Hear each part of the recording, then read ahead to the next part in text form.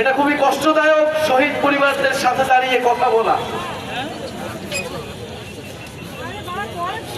আমরা জুলাই গণ অভ্যুত্থানের 1 বছর পার করতেছি,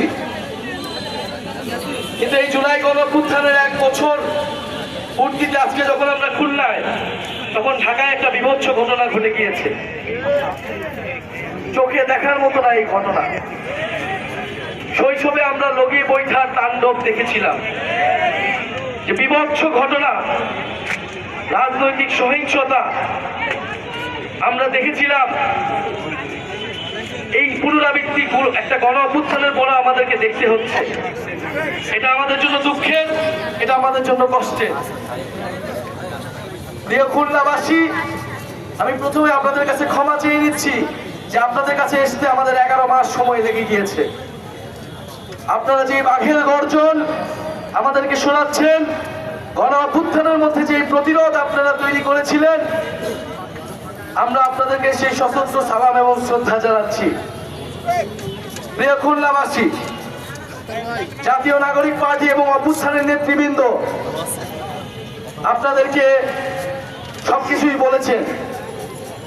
বাংলাদেশের বর্তমান সংকট, জাতীয় নাগরিক পার্টি এবং আমাদের পরিকল্পনা এবং সামনের লড়াইটা আসলে কি হতে যাচ্ছে। প্রিয় খুলনাবাসী, গণ অভ্যুত্থানের পরে আমরা বলেছিলাম যে এই ফ্যাসিবাদী ব্যবস্থা, যেই ব্যবস্থা মাফিয়া তৈরি করে, যেই ব্যবস্থা দুর্নীতিবাজদের প্রশ্রয় দেয়, যেই ব্যবস্থা সন্ত্রাসীদের তৈরি করে, যেই ব্যবস্থা জনগণের বিরুদ্ধে দাঁড়ায়, যেই ব্যবস্থা পুলিশ বাহিনীকে খুনি বাহিনীতে রূপান্তর করে, সেই ব্যবস্থার বিলোপ ঘটাতে হবে। সেই ব্যবস্থার পতন ঘটিয়ে নতুন গণতান্ত্রিক ব্যবস্থা তৈরি করতে হবে। কিন্তু নানাভাবে 5ই আগস্ট থেকেই ষড়যন্ত্র হয়েছে এই ছাত্র নেতৃত্বের বিরুদ্ধে। আমরা দেখেছিলাম 5ই আগস্ট কারা ক্যান্টনমেন্ট দিয়েছিল।